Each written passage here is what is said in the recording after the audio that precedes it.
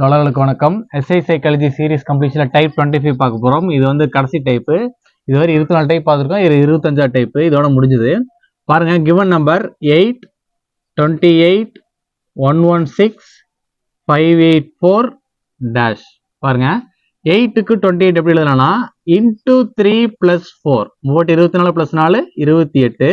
அதே மாதிரி இங்கே இன்டூ 3 இன்டூ 4 + 4 பார்த்தீங்கன்னா 116 வரும்.